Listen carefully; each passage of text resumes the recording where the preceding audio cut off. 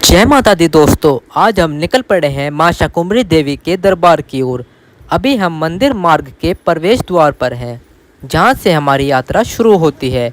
आइए आपको इस पूरे सफर की खूबसूरत झलक दिखाते हैं। दरबार तक पहुंचने से पहले भैरव देव के चरणों में नमन कर श्रद्धालु अपनी यात्रा को और भी शुभ बनाते हैं। हम इस समय भैरव देव मंदिर के प्रवेश द्वार पर हैं।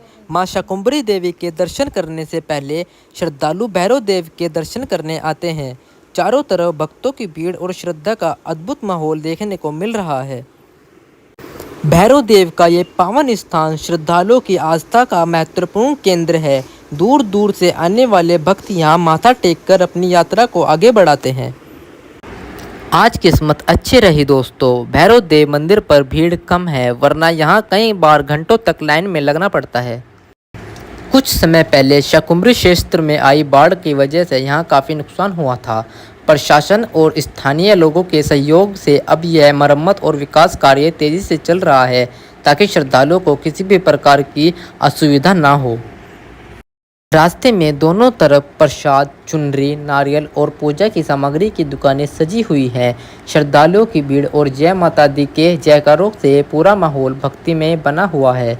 जैसे जैसे हम मंदिर के प्रवेश द्वार के करीब पहुंच रहे हैं, वैसे वैसे मन में मां के दर्शन की उत्सुकता भी बढ़ती जा रही है।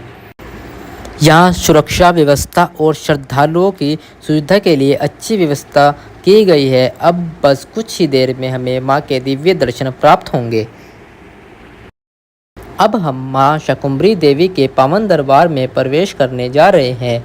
जैसे कि हम प्रवेश द्वार के अंदर कदम रख रहे हैं, मन में एक अलग ही शांति और श्रद्धा का अनुभव हो रहा है। मां के दरबार में प्रवेश करते ही मन श्रद्धा से भर गया है।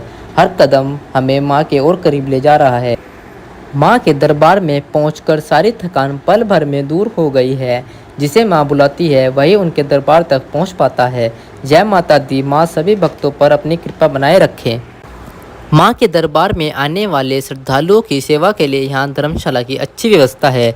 यहाँ दर्शन के साथ साथ श्रद्धालुओं के ठहरने और भंडारे की भी सुविधा उपलब्ध है। अब हमारी अगली मंजिल है श्री पंचमुखी हनुमान जी का पावन मंदिर। मां के दर्शन के बाद बजरंगबली के दरबार की ओर बढ़ते हैं।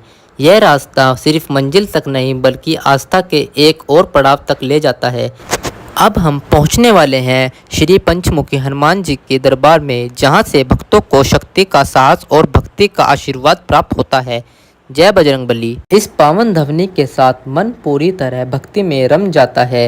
मंदिर की घंटी के गूंज के साथ हमारी पूजा और दर्शन की शुरुआत हुई।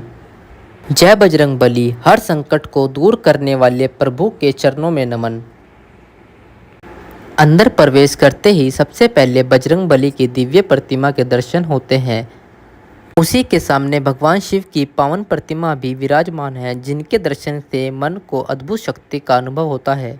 श्री पंचमुखी हनुमान जी के मंदिर के परिसर में एक यज्ञशाला भी स्थित है। यहाँ श्रद्धालुओं को यज्ञ और हवन के लिए आवश्यक सामग्री उपलब्ध कराई जाती है, ताकि वे विधि विधान से पूजा अर्चना कर सके। भक्ति के साथ यज्ञ और हवन की परंपरा भी इस धाम की विशेषता है। आस्था और सेवा और सनातन परंपराओं का सुंदर संगम यहाँ देखने को मिलता है। जय श्री राम।